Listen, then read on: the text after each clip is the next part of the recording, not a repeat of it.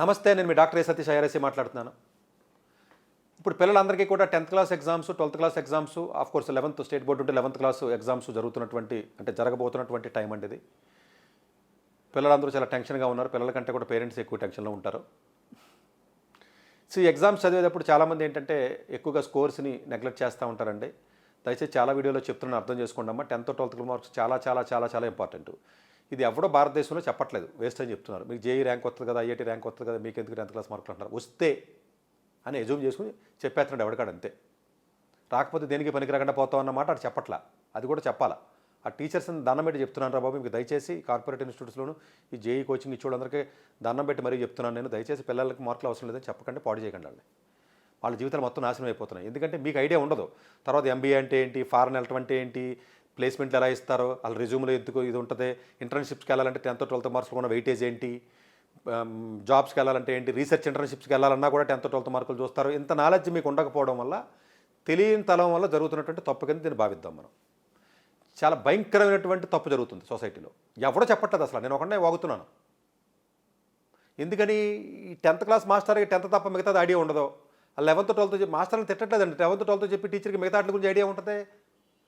వాడు ఎంఎస్కి వెళ్ళాలంటే ఏం చూస్తారో, ప్లేస్మెంట్లో ఏం చూస్తారో, పలానా గోల్డ్ సాక్స్ ఎందుకు చూస్తాడో, ఐఐఎం ఇంటర్వ్యూకి వెళ్తే ఐఐఎం వాడికి 10th మార్కులు అవసరం ఏంటి, లేకపోతే బీటెక్లో జీపీతో పని ఏంటి, స్కిల్ ఉంటే సరిపోతుంది కదా, మార్కులతో పని ఏంటి, బట్టి కొడితే మార్కులు నాకెందుకు అని చెప్పి పిల్లలు దెబ్బలాడితే తల్లిదండ్రులు తెలియక దానికి ఓకే అని చెప్తున్నారు వీళ్ళు. నువ్వు బట్టి కొడతావా, సత్తావా, ఏదో చేసి మార్కులు తెచ్చుకో. నువ్వు బట్టి కొట్టావా, ఇంకోటి చేసావా, నీ స్కిల్ ఉంటే ఈ ఎగ్జామ్స్ అయిపోయిన తర్వాత చూపించుకో. స్కిల్లే ఉండదు, ఈ మార్కులు తప్పించుకుని ప్రతి ఓడు మాటే స్కిల్ ఉంది కదా మార్కులు ఎందుకని ఆడు చెప్తాడు. వీళ్ళ మదర్స్ ఫాదర్స్కి బ్రెయిన్ ఉండదు కాబట్టి వీళ్ళు ఒప్పుకుంటారు. అది గిల్లులే ఉండవు. స్కిల్ ఉన్నవాడికి 10th మార్కులు ఎందుకు రావు, వస్తాయి కదా. బట్టి ఎవడు బట్టి కొట్టమని నేను సోషల్ కూడా అర్థం చేసుకోవచ్చు, సైన్స్ కూడా అర్థం చేసుకోవచ్చు. సరే, ఇప్పుడు ఆ టాపిక్లోకి వెళ్ళొద్దు. కానీ మార్కులు చాలా చాలా ఇంపార్టెంట్. అది first point number 1. Point number 2కి వద్దాం మనం. ఎలా మార్కులు రావాలి అది ఇప్పుడు టాపిక్. జనరల్గా ఎవరైతే పిల్లలు ఉంటారో ఈ తెలుగు, ఈ హిందీ సబ్జెక్టులు ఉంటాయి ఈ పిల్లలకి. ఈ స్కూల్ వాళ్ళు ఏం చేస్తారంటే ఈ 9th 8th వీళ్ళకి చెప్పట్లేదు అసలు. ఈ సబ్జెక్టులు ఎవరికి చెప్పట్లా. 10th క్లాస్ ఎగ్జామ్ ముందుకు వచ్చేటప్పటికి లాస్ట్ 2 నెలలు 3 నెలల పుస్తకాలు చేతిలో పెట్టి తెలుగు హిందీ చదవండి అని చెప్తున్నారు. వీళ్ళు చచ్చిపోతున్నారు చదవలేక, వీళ్ళకి గుర్తుండట్లేదు, వీళ్ళు అవ్వట్లా. దయచేసి దీనికి ఆ మార్గం ఏంటంటే, ఈ తక్కువ టైం ఉంది కాబట్టి ఏదైతే సబ్జెక్టు హిందీయో తెలుగో ఏదైతే ఉన్నాయో పర్టికులర్గా ఈ పాత పేపర్లని దగ్గర పెట్టుకుని కొంత అలాగే రీసెర్చ్ చేసి ఉంటారు, చేయండి. ఈ ఏదైతే రాయాలో ఫస్ట్ చేయవలసిన పని ఏంటంటే రాయడం మర్చిపోయారు. వీళ్ళ టీవీల్లో తన్ని పడుకుని మొబైల్ చూడటం ఏంటి, వీడియోలు, లేకపోతే ఆబ్జెక్టివ్ క్వశ్చన్ టిక్కులు పెట్టడం. ఈ కోచింగ్ సెంటర్ల పేరు చెప్పి, ఈ జేఈ పేరు చెప్పి చదువు మొత్తం పోయి టిక్కులు పెడతారు. ఆ టిక్కులు పెట్టి అటు 10th పనికి రాకుండా ఇటు జేఈకి పనికి రాకుండా పోతున్నారు. వీళ్ళు ఈ ఇన్స్టిట్యూట్లో సర్వనాశనం చేసేస్తున్నారండి. సరే, అది పక్కన పెట్టండి. వాళ్ళు నాశనం ఎలాగ చేసేస్తారు, ఇలాగే అయిపోతారు, అది వేరే విషయం, పక్కన పెట్టండి. కనీసం ఇప్పుడు ఏం చేయాలంటే, మీరు ఈ టైంలో 11th 12th ఉన్నప్పుడు ఈ కీవర్డ్స్ ఉంటాయండి, ఈ హిందీ, ఇంగ్లీషు ఇలాంటి సబ్జెక్టులు. ఆ కీవర్డ్స్ అన్ని పక్కన రాసుకుని, కీవర్డ్స్ని చిన్న పుస్తకంలో రాసుకుని జేబులో పెట్టుకుని, ఫస్ట్ ఒక్కొక్క చాప్టర్కి కీవర్డ్స్ 20, 10, 30 ఉంటాయి. ఆ కీవర్డ్స్ అన్ని రాసుకుని ఫస్ట్ కీవర్డ్స్ అని రాసుకోండి. ఇంపార్టెంట్, గుర్తు లేని, అవకాశం లేని వర్డ్స్. సరే, ఎంత చదివినా నాకు గుర్తుండట్లేదు అని నువ్వు అన్నావు అనుకో ఒకవేళ, అప్పుడు ఏం చేయాలి, మీరు ఆ వర్డ్స్ని ముక్కలు చేయండి. ఏదైనా మీ పేరెంట్స్ ఎవరైతే ఉంటారో ఏదైనా గూగుల్లో కానీ వేరే చోట కానీ చూసుకుని ముక్కల కింద చేసి మీనింగ్ అర్థం చేసుకోవడానికి ట్రై చేయండి. అది హిందీ అయినా, తెలుగు అయినా, ఇంగ్లీష్ అయినా కూడా. వర్డ్ అర్థం కాకపోతే ముక్కలు చేస్తే అర్థమవుతుంది. అది ముక్కలు ఎలా చేయాలి అంటే గూగుల్ దగ్గర కొడితే అదే ముక్కలు అయిపోతుంది ఆటోమేటిక్గా. రూట్ వర్డ్స్ అంటారు అట్లా ఇంగ్లీష్ అయితే. హిందీలో కూడా దాని రూట్ వర్డ్. సాంస్క్రిట్ పదంలో కూడా తెలుగు పదం ఉంటుంది చూసారా. మనం మాట్లాడే తెలుగులో కూడా మీరు అబ్జర్వ్ చేసినట్లయితే చాలామంది ఇప్పుడు చూడండి, గరికపాటి గారి కానీ, లేకపోతే చాగంటి కోటేశ్వరరావు గారు కానీ, లేకపోతే కొంతమంది అంటే స్పష్టంగా మాట్లాడగలిగినటువంటి మహానుభావులు ఉన్నారు కదా, వాళ్ళ వింటే పదాలను బాగా విడగొట్టి చెప్తూ ఉంటారు చూస్తారు. పది దీనికి మీనింగ్ సంస్కృతంలో ఇది, దీనికి తెలుగు మారిస్తే దీనికి మీనింగ్ ఇదని చెప్తూ ఉంటారండి. అంటే నేను అందులో పెద్ద ఎక్స్పర్ట్ని అయితే కాదు కానీ, బట్ టెక్నిక్ చెప్పడానికి ప్రయత్నం చేస్తున్నాను నేను. సో వర్డ్స్ని మొక్కలు చేయండి మీరు గుర్తు లేకపోతే. అవన్నీ రాసుకుని చిన్న జేబులో పెట్టుకుని, మీరు డైనింగ్ హాల్లో ఉన్నా, భోజనం చేస్తున్నా, ట్రావెల్లో ఉన్నా, బస్సులో ఉన్నా, సినిమా హాల్లో లైన్లో నుంచున్నా, ఎక్కడ ఖాళీ తిరిగితే అక్కడ 4 నిమిషాలు, 10 నిమిషాలు, 20 నిమిషాలు దొరికితే ఆ బుక్ తీసుకుని ఆ వర్డ్స్ అన్ని బట్టి కొడతా ఉండండి. బట్టి అంటే మళ్ళీ నేను బట్టి కొడతాను ఏంటంటే, ఎవరే మెమరైజేషన్ చేయడం కూడా, అది కూడా ఒక ఆర్ట్. అది కూడా అవసరమే స్టూడెంట్స్కి. ఈ బట్టి కొట్టడం రాని ప్రతి ఓడు కూడా స్కిల్ ఇంపార్టెంట్. స్కిల్ అంటే స్కిల్లో కనీసం 10 పైసలు కాదు కదా, 5 పైసలు, పైసా వంతు కూడా స్కిల్ ఉండదు. అడిగి స్కిల్ 1% కూడా లేనివాడే మార్కులు అవసరం లేదని చెప్తూ ఉంటుంటే పక్కన పెట్టండి. సపరేట్గా చాలా ఎపిసోడ్లో చెప్పాను నేను. దయచేసి అవి గుర్తుపెట్టుకోండి. ఇప్పుడు ఏం చేయాలి, రాయాలి. ఈ రాసినప్పుడు ఏం చేస్తారంటే, క్వశ్చన్ చేసిన తర్వాత దానికి ఎంత లెంగ్త్ రాయాలో రాస్తారు కదా, ఆ లెంగ్త్ రాసినప్పుడు అంటే దాన్ని బాగా మీరు గుర్తుపెట్టు అంటే ఆ రాయడం నేర్చుకోండి, ప్రాక్టీస్ చేయాలి. రాయడం సడన్గా రమ్మంటే రాదు. 8th లోనూ 9th లోనూ సరిగ్గా చేయకుండా మరి 11th సడన్గా రమ్మంటే 12th రమ్మంటే రాదు కాబట్టి చేయి లాగేస్తుంది చాలామందికి. మా దగ్గర వస్తూ ఉంటారు 11th ఇంగ్లీష్ పట్టలేరు. అసలు 11th ఇంగ్లీష్ అయితే మీరు ఎంత రాసినా పేపర్ అవుతుంది 12th చేయి లాగేస్తూ ఉంటుంది. ప్రాక్టీస్ లేక అలవాట్లాగా వదిలేస్తూ ఉంటారండి. కొంచెం ముందు దయచేసి మాక్ టెస్ట్లు అవి రాసి ప్రాక్టీస్ చేయండి. సరే ఇది మొత్తం అంతా గుర్తుపెట్టుకున్నాం, గుర్తులేదు. అసలు దయచేసి మీరు ఇంగ్లీష్ అయినా లేకపోతే హిందీ అయినా సోషల్ అయినా మొత్తాన్ని గుర్తుపెట్టుకోకుండా బట్టి పడ్డానికి ట్రై చేయొచ్చు. ఇది చాలా ఇంపార్టెంట్ పాయింట్ అండి. మీరు ఒక స్టోరీ కింద వినండి. మీరు ఎగ్జామ్లో రాసేటప్పుడు గుర్తుపెట్టుకుని బట్టి కొట్టి మొత్తం రాయాలని చెప్పి అనుకుంటున్నారు కాబట్టి మీ మైండ్ యాక్సెప్ట్ చేయట్లేదు దానికి. ఫస్ట్ మైండ్ని ఫ్రీ చేయాలి. వీళ్ళందరూ మైండ్ని ఫ్రీ చేయట్లేదు. పిల్లలు ఎందుకు స్ట్రెస్ వస్తుంది వీళ్ళందరికీ, ఎందుకు టెన్షన్ పడిపోతున్నారు అంటే పిల్లలందరూ వీడిది గుర్తుపెట్టుకుని రాయాలి, లైన్ తప్పితే మార్కులు లేడు, ఒక లైన్ తప్పితే మార్కులు లేడట, 0 వేసేస్తాడంట, యాజిటీజ్ రాయాలంట అని మైండ్లోకి బాగా ఎక్కిస్తున్నారు టీచర్స్.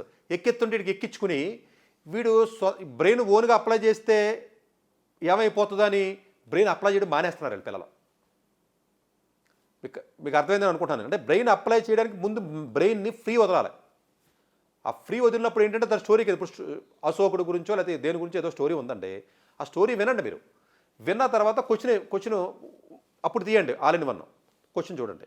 క్వశ్చన్ చూసిన తర్వాత సొంతంగా మీరు ఏంటంటే కొన్ని పాయింట్స్ని మైండ్లో బ్రెయిన్ స్టార్మ్ చేసి ఆన్సర్ వదిలేయండి. అసలు బ్రెయిన్ స్టార్మ్ చేసి కొన్ని బుల్లెట్ పాయింట్స్ రాసుకోండి.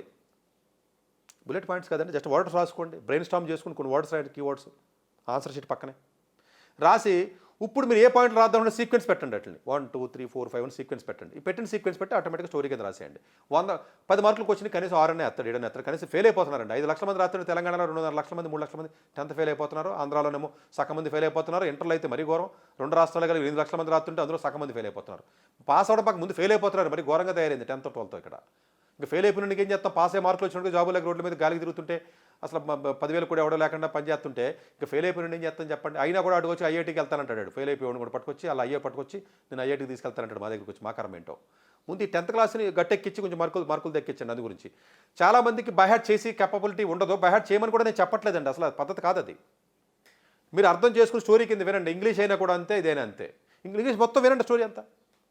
గ్రామర్ అంటే వేరే రూల్స్ ఉంటాయి, కొన్ని గుర్తుపెట్టుకోవాలి, వేరే విషయం అండి. తెలుగు ఉన్నాయనుకోండి, అయితే పద్యాలు ఉన్నాయి, ఇంకోటి ఉన్నాయి గుర్తుపెట్టుకోండి. ముక్కలు చేసి గుర్తుపెట్టుకోండి. చాలా వరకు కొన్ని మీరు ఆలోచించి రాసి ఉంటాయండి, సోషల్ స్టడీస్ లేకపోతే సైన్స్ కానీ ఇదంతా కూడా. సో అంటే కీవర్డ్స్ రాసుకోవడం, బ్రెయిన్లో మొత్తం స్టోరీ కింద దాన్ని నేర్చుకోవడం, క్వశ్చన్ అడగగానే 8 మార్కుల క్వశ్చన్లు అయితే ఎన్ని పాయింట్లు రాయాలి అని చెప్పేసి ఇంపార్టెంట్ కీవర్డ్స్ రాసుకోవడం, రాసిన తర్వాత స్టోరీ కింద ఫ్రేమ్ చేసి మొత్తం అంతా రాసుకోవడం. ఆ రాసినప్పుడు సెంటెన్స్ తప్పు అవుతా అవనే మర్చిపోయారు, ఒక పాయింట్ మర్చిపోనివ్వండి. బట్ ఓవరాల్గా మీనింగ్ గారికి అర్థమవుతుంది కాబట్టి మార్కులను కనీసం 10కి 6 7 వేస్తూ ఉంటాడు. ఫుల్ మార్కులు రావాలన్న వాళ్ళు పక్కన పెట్టండి, అది వేరే విషయం. ఈవెన్ ఫుల్ స్కోర్ రావాలన్నా కూడా జనరల్గా ఏదైనా సాంస్క్రిట్ లాంటిదో లేకపోతే హిందీ లాంటిదో అయితే కొన్ని వర్డ్స్ గుర్తుపెట్టుకుని మీరు రావాల్సినవి ఉంటాయి తప్ప మిగిలిన అన్నీ కూడా మీరు అర్థం చేసుకుని చేసే అవకాశం ఉంటుందండి. కొంతమందికి మ్యాథ్స్ అసలు అర్థం కాదు, చేయదండి.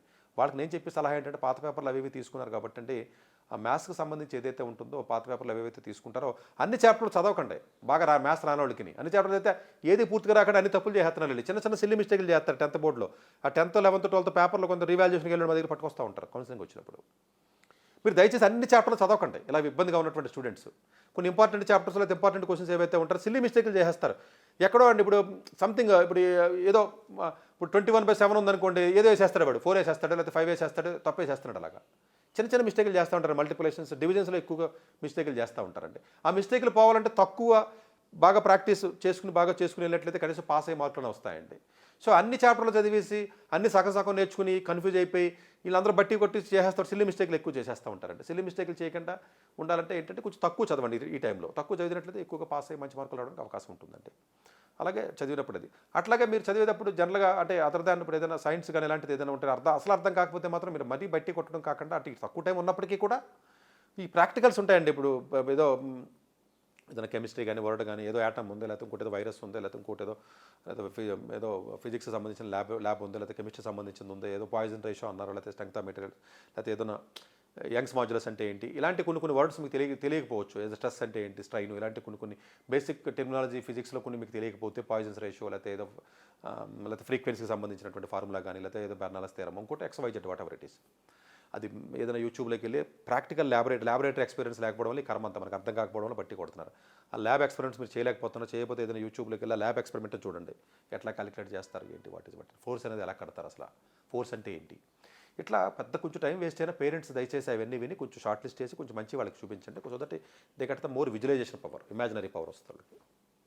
సో ఆ రకంగా కూడా కొంచెం అర్థం కాని టాపిక్స్ ఏదైనా ఉంటే అర్థం చేసుకోవచ్చు అండి. బట్ తక్కువ టైం ఉంది కాబట్టి ఇంపార్టెంట్ ఎక్కడెక్కడైతే బాటిల్ నెక్స్ ఉన్నాయో ఆ బాటిల్ నెక్స్ అన్ని ఐడెంటిఫై చేసి వీక్ ఏరియాస్ అన్ని ఐడెంటిఫై చేసి రాసేసుకోవాలి. రాసేసుకుని వాటిని అడ్రస్ చేసుకుంటూ వచ్చేయాలి.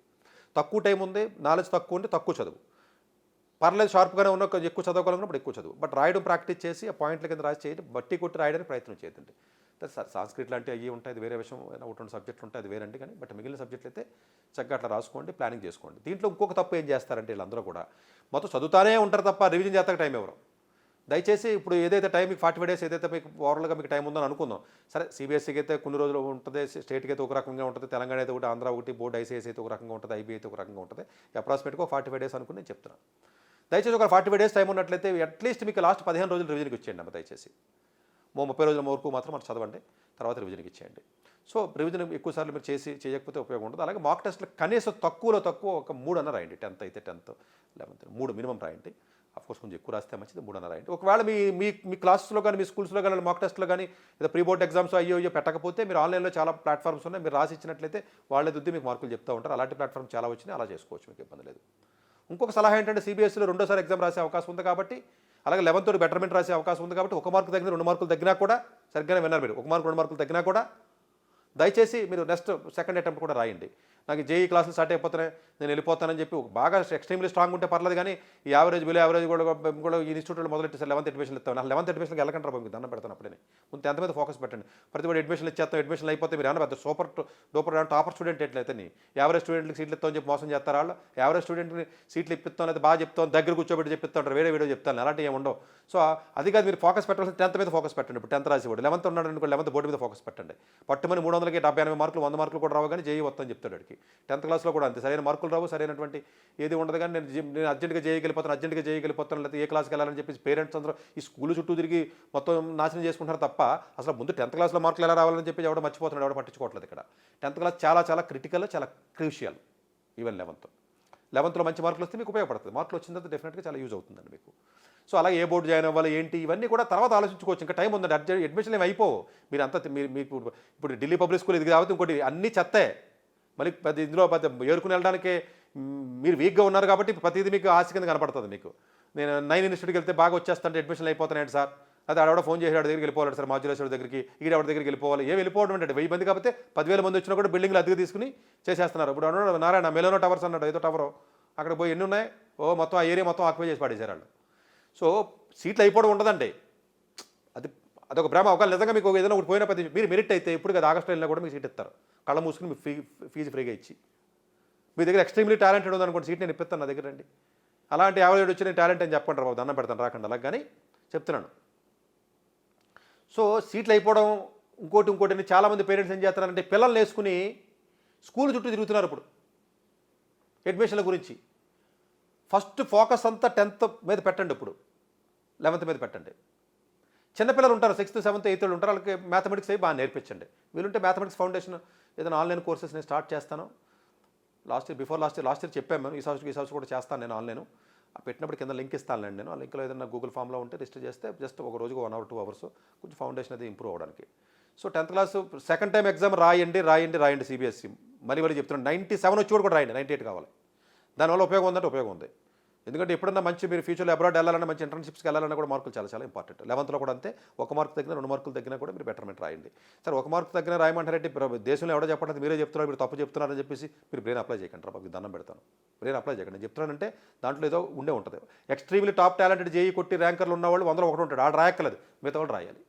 సో దయచేసి అర్థం చేసుకుని మీరు చాలా ఫోకస్డ్గా బోర్డు ఎగ్జామ్స్ అంటే board papers, previous year papers, question length ఎంత ఉంది, ప్రాక్టీస్ చేయడం, వర్డ్స్ ఎలా గుర్తుపెట్టుకోవాలి, ముక్కల్ని ఎలా విడదీయాలి, ఎంత టైం రివిజన్ చేయాలి, ఎంత టైం ఇలా ప్లాన్ చేయాలి, ఈ పాయింట్లన్నీ దృష్టిలో పెట్టుకుని చక్కగా ఒక కాగితం మీద మనకు వీక్ పాయింట్లు ఏమున్నాయి, వీక్ ఏరియాస్ ఏమున్నాయి, ఏం వదిలేయాలి, ఏమి చదవాలి, అర్థం కాకపోతే ఇంకా స్టిల్ ఇప్పుడు ఏమైనా ఇంప్రూవ్ చేయగలమా, టీచర్ని సహాయమా లేకపోతే ఆన్లైన్ సహాయమా, అవసరమైతే పేరెంట్స్ ప్రిపేర్ అయ్యి చెప్పడమా, వాడికి ఫీర్ పోగొట్టాలి. ఫీర్ పోవాలి, టెన్షన్ పోవాలి అంటే వాడు అన్ని బట్టి కొట్టి రాయాలని అనుకోకూడదు. ఫ్రీగా ఉండాలి అంటే వాడు అర్థం చేసుకోవడానికి ప్రయత్నం చేయాలి, డైజెషన్ చేసుకోవడానికి ప్రయత్నం చేయాలి. సో మార్కులు తగ్గిన పర్లేదు, సెకండ్ టైం రాయించిన ధైర్యం ఇవ్వండి. సిబిఎస్ వాళ్ళకి ఇబ్బంది లేదు, సెకండ్ టైం రాయొచ్చు కాబట్టి. ఈవెన్ 11th వాళ్ళు కూడా ఉండదు. మీరు బాగా ఫీల్ వచ్చేసింది కూడా, బాగా టెన్షన్ వచ్చింది కూడా మొత్తం పోగొట్టేస్తారు మీరు. సో ఇబ్బంది ఏం లేదు, బెటర్మెంట్ ఉంటుంది 11th 10th క్లాస్లో ఉంటుంది కాబట్టి మీరు ఫుల్ ఫ్లెడ్జ్డ్గా పెట్టండి. అవసరమైతే 3 సబ్జెక్టులు చదవండి 10th క్లాస్లో, 2 మామూలుగా పాస్ అవ్వండి. అవసరమైతే మళ్ళీ 45 days గ్యాప్ ఉంటుంది కాబట్టి మళ్ళీ ఇంకో 3 సబ్జెక్టులు అప్పుడైనా రాయొచ్చు మీరు. బెటర్మెంట్ కూడా అంతే, కొంచెం వీక్గా ఉన్నాడు స్టూడెంట్, 3 సబ్జెక్టులు 2 సబ్జెక్టులు బాగా చదవండి, మిగతా సబ్జెక్టులు జస్ట్ పాస్ అవ్వండి. బెటర్మెంట్లో రాసి మళ్ళీ 1.5 monthలో చదివి పాస్ అయ్యి చక్కగా రాసి పెట్టుకోండి. 2 ముక్కల కిందగా స్ప్లిట్ చేసి కూడా రాసుకుని చదువుకుని అవకాశం ఉంటుంది. సో జనరల్గా కంప్లీట్గా పాత పేపర్స్ మీద డిపెండ్ అయ్యి ముందుకు వెళ్ళాలంటే మేబీ పాస్ అవ్వడానికి ఇబ్బందిగా ఉన్న వాళ్ళు తక్కువ మార్కులు వస్తే సరిపోతాను కూడా అలా తప్ప, కొంచెం మంచి మార్క్స్ రావాలనుకున్న వాళ్ళు విద్యార్థులు ఎవరైతే ఉంటారో చాప్టర్ ముక్కలుగా చేసి ఇంపార్టెంట్ వెరీ ఇంపార్టెంట్ అనడం వల్ల ఈ కనెక్షన్ దెబ్బతినేయడం వల్ల ఆ సబ్జెక్ట్ మొత్తం అర్థం కావట్లేదు వాళ్ళకి. ఇంపార్టెంట్ వెరీ వెరీ ఇంపార్టెంట్ అని చెప్పి ఇస్తున్నారు కదా, దానివల్ల ఇబ్బంది వాళ్ళకి ఆ ఫ్లో కంటిన్యూటీ రాకపోవడం వల్ల, అండర్స్టాండింగ్ లేకపోవడం వల్ల ఇబ్బంది పడుతున్నారంటది. సో కొంచెం అలాంటి లేకుండా వీళ్ళంత వరకు ఈ 45 days 2 monthsలో కొంచెం ప్లాన్ చేసుకుని చదువుకోండి. Thank you very much.